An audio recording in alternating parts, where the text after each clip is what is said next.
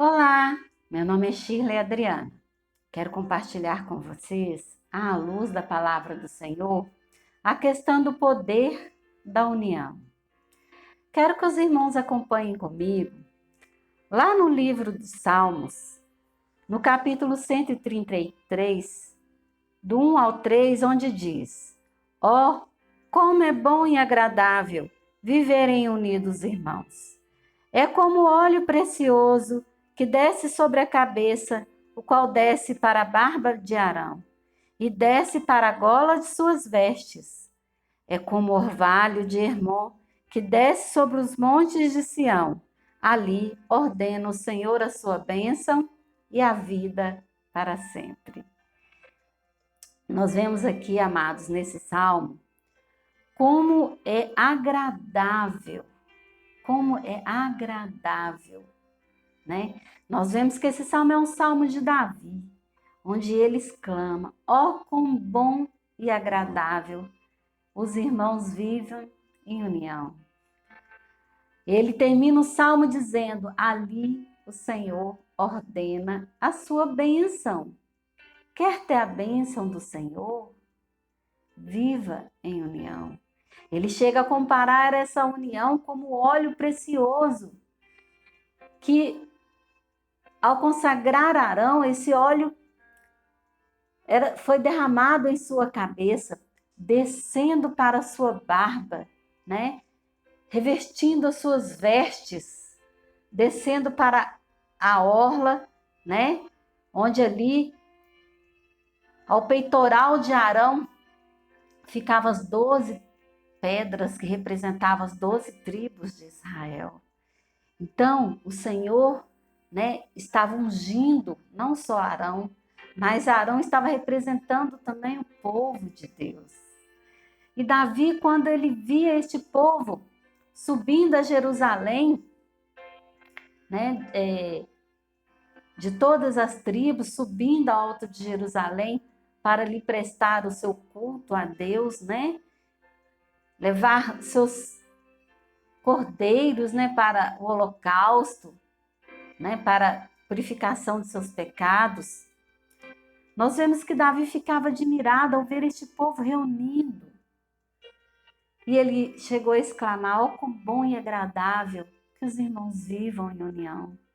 E ele continua exclamando: é como o óleo precioso que desce sobre a cabeça de Arão, né? Escorrendo sobre suas barbas e indo para ungindo, né, toda as vestes de Arão, né, que estava ali em suas vestes a representação do povo de Israel.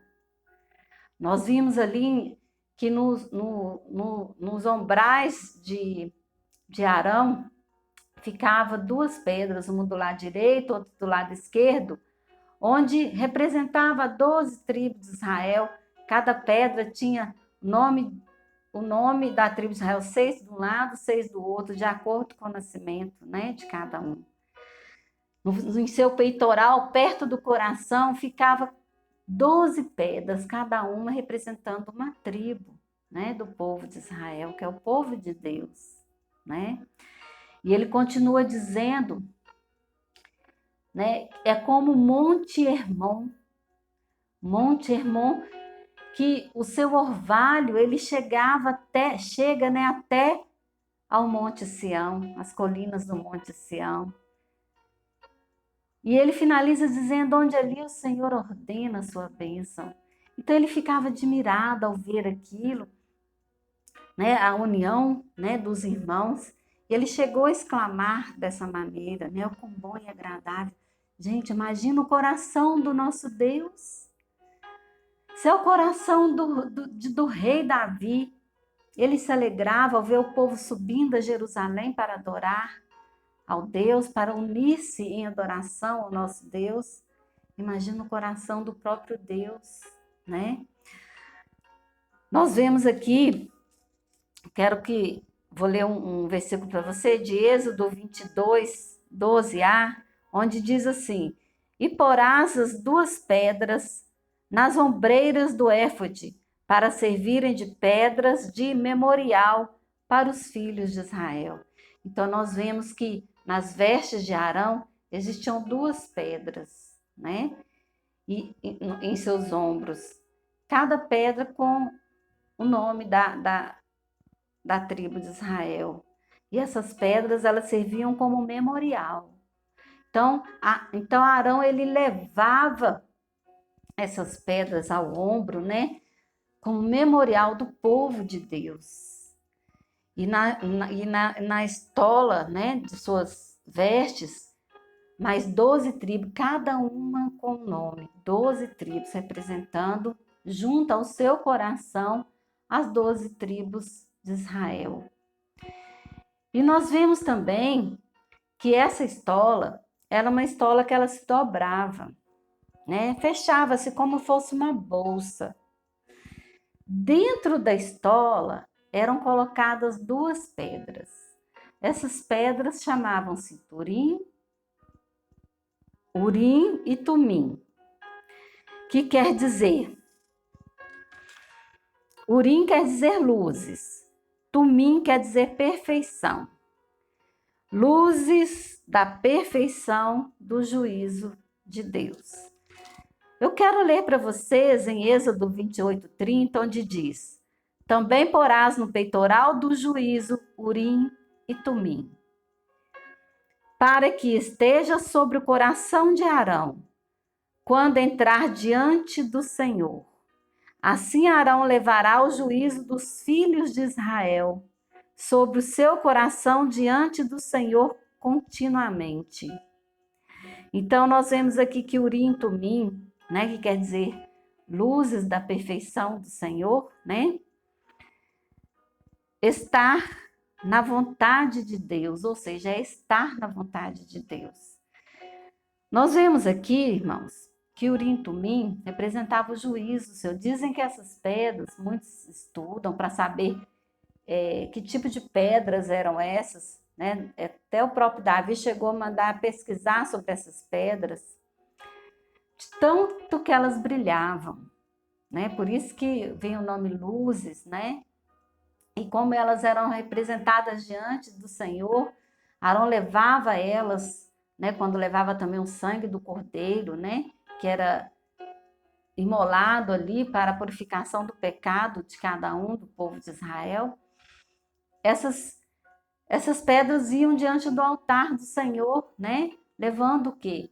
O juízo do povo de Deus, né? E Deus, através da sua misericórdia, né? Através do sangue daquele cordeiro ali, perdoava o povo do pecado, né? E nós vemos aqui que nessa época Davi olhava e ele ficava admirado, né? Com esta união do povo, né? E a justiça do Senhor, né? Abençoando o seu povo, que ele termina o Salmo 133 dizendo: ali o Senhor ordena a sua bênção. Nós vemos que como essas pedras Urim e Tumim eram guardadas dentro da estola, onde aqui a palavra fala que é perto do coração, né, de Arão. Nós vemos também no Salmo 119:11, onde diz: guardarei a tua palavra em meu coração para não pecar contra ti. Então, até os dias de hoje, nós temos que guardar no coração o quê? A palavra do Senhor, né? Naquela época, as leis, né, foram dadas ao povo de Israel justamente para que o povo viesse a ter uma observância das leis de Deus para o seu próprio bem, né? Para não andarem errantes consigo mesmo e também para alegrar e agradar o coração de Deus, né? Então, por isso que as leis foram implantadas. Mas, infelizmente, nenhum homem, em suas condições normais, não conseguiu cumprir a lei. Mas Jesus, esse sim, cumpriu totalmente a lei. Não só cumpriu, como se fez como Cordeiro de Deus, né? Que tira o pecado do mundo. É um Cordeiro perfeito, onde o seu sangue, ele não só cobre o homem do pecado, mas ele nos purifica, tornando-nos mais alvos do que a neve. Então nós podemos ver aqui que a justiça de Deus ela é perfeita, né? E Deus agrada através de quê? Da união do seu povo, né? Da união do seu povo. Nós vemos que o Monte Hermon, né? Davi também comparou que era como o Monte Hermon, a união daquele povo. Por quê? Porque o Monte Hermon, ele por ficar mais ou menos a 3.000 metros acima do nível do mar, ele em seu cume existe neve, né? Onde essa neve, o orvalho dessa neve chegava-se até aos montes Hermon, né? Nós sabemos que geograficamente falando, o Monte Hermon, ele fica longe do Monte Sião, mas o Monte Hermon, ele solta seu orvalho e esse orvalho chega até ao Monte Sião, né? Onde ficava a casa de Davi, onde depois Salomão construiu um templo naquele local de adoração. Até então, antes do templo, existia o tabernáculo, onde eles faziam, né? Chegavam-se junto diante do sacerdote, diante dos sumos sacerdotes, né? Diante do sumo sacerdote que é Arão, diante dos sacerdotes que eram seus filhos, e ali eles apresentavam seus cordeiros, né? Onde o cordeiro era imolado, e Arão, como sumo sacerdote, levava o sangue daquele cordeiro diante de Deus, né? E ali havia toda uma representação, que eram as vestes de Arão, né? Representando o povo, né? Onde ele chegava diante de Deus através, né, da sua consagração, através de suas vestes. E nós vemos que essa união, ela alegrava tanto ao rei. Imagina a Deus, como que Deus deveria estar, né? Davi fala que este monte, né? Nós vemos aqui que o Monte Hermon, ele, a sua neve, ela chega a derreter, formando bacias de águas, onde essas bacias d'água alimentam o Rio Jordão, né? O rio que traz vida para toda Israel. Este rio que nos traz vida até nos dias de hoje chama-se Jesus. A água viva, né? O Cordeiro de Deus que tira o pecado do mundo. Nós vemos aqui que quando nós falamos do Monte Hermon, se você vai visitar Israel, eu ainda vou ter o privilégio disso, só Deus sabe, né?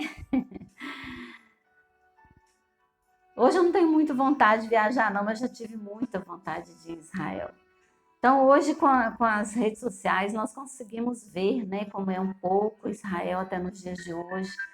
E lá no Mar da Galileia, né, a água do Mar da Galileia é como se fosse um espelho. Ali se reflete o quê? O pico do Monte Hermon, né? Onde no seu pico há geleiras. Você vê esse reflexo lá no Mar da Galileia. Então, nós vemos que, assim como o Monte Hermon também traz vida, né, para aquele povo, para aquela cidade, assim Jesus é, né? Como sumo sacerdote, ele nos apresenta diante de Deus. Como Cordeiro de Deus, ele tira o pecado do mundo. E como a vida, ele nos traz vida em abundância. Eu quero, para finalizar com os irmãos, eu quero ler para vocês em Hebreus 10, no versículo 25, onde diz: não deixemos de congregarmos, como é costume de algum. Antes, façamos admoestações, e tanto mais quando vedes que o dia se aproxima.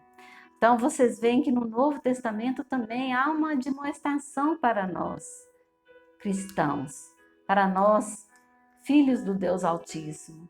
Se nós queremos a bênção do Senhor, queremos as ordens da bênção do Senhor, devemos ficar unidos como corpo de Cristo, igreja do Senhor, né?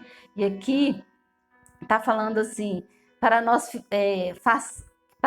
que nós venhamos fazer admoestações uns aos outros Quanto mais vezes que o dia se aproxima, esse dia aqui está até em letra maiúscula. Por quê?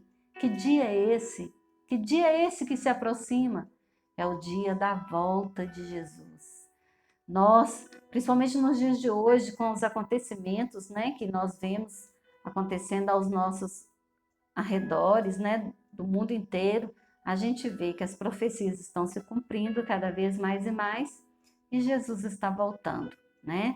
Então vamos ficar firmes, firmes em união, porque isso alegra e agrada o coração de Deus. Amados, Deus abençoe vocês, Deus abençoe a união de suas famílias, Deus abençoe a união da irmandade da sua igreja, Deus abençoe totalmente a sua união, onde quer que você esteja.